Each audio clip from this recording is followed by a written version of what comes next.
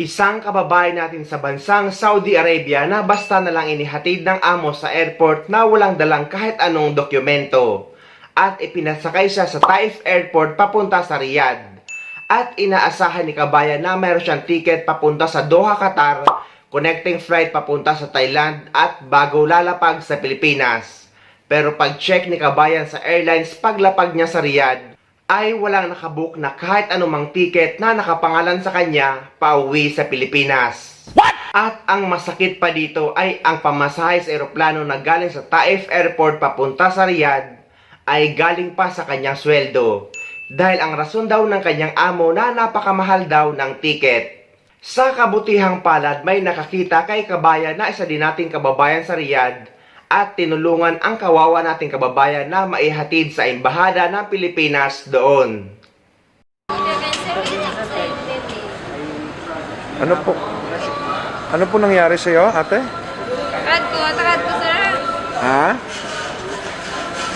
Ano po nangyari sa iyo? Wala nang aeroplano. Iniwan ka ng eroplano? Hindi po ako naiwan ng aeroplano. Kasi yung kinuha sa akin ng ticket ng amo ko, type lang at taga-Riyadh. Tapos pinakita ko na yung number dito sa cellphone na nagtutulog ko nun sa taas. Sabi niya, wala daw akong ticket. Bali, yung ticket ko, type to Riyadh, Qatar, Doha, tsaka Bangkok, Thailand to Philippines. Yun. Tapos pinakita ko doon, wala daw. Hindi daw nakarap yung ticket ko. Tapos yung pinangbili ng yung ticket na to, hindi pera ko to. Yung pera ko na isang buwan na kinuha niya na sa akin. Binawas pa sa'yo? Oo, binawas. Sinabi niya sa akin, hindi ka makakauwi ng Pilipinas pag hindi mo ilan yung pera mo sabi nila. Kasi mahal daw yung ticket. So, ibig sabihin wala kang ticket papuntang Pilipinas? Riyadh to Pilipinas, wala? Wala. Taga saan ang amo mo? Taga types. Pinasakay ka lang pala nila, Taif to Pinasakay Riyadh. nila lang ako, type to Riyadh. Dito lang. Yun ang ticket mo, isa hawak-hawak mo. Oo, ito lang. Saan ang exit visa mo? Wala akong exit visa. Wala ka rin exit visa? Wala, hindi nila ako pinagawaan. Hindi. In short, wala, ticket lang, local lang. Tapos dala mo yung... Oo.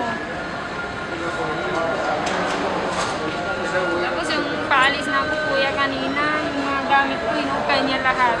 Tinignan niya kung ano. Tapos lahat yung mga, hindi ko na kaya po yung mga pinagaan nila sa akin.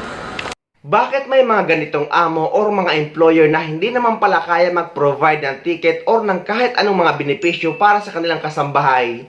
Bakit pa sila kukuha-kuha ng katulong?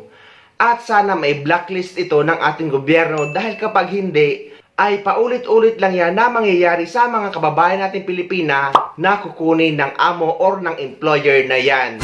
Sobrang nakakaawa kapag nakakakita tayo ng kababayan natin ganyan ang sitwasyon. Pero sa kabutihang palad ay natulungan na siya ng isa nating kababayan na may dala sa embahada ng Pilipinas. At ayon sa mga latest update niya at sa comment niya sa video niya, ay yun na nga guys, nandun na siya sa embahada ng Pilipinas. Ilalagay ko yung original video sa description ng video na ito para mabisita nyo mismo.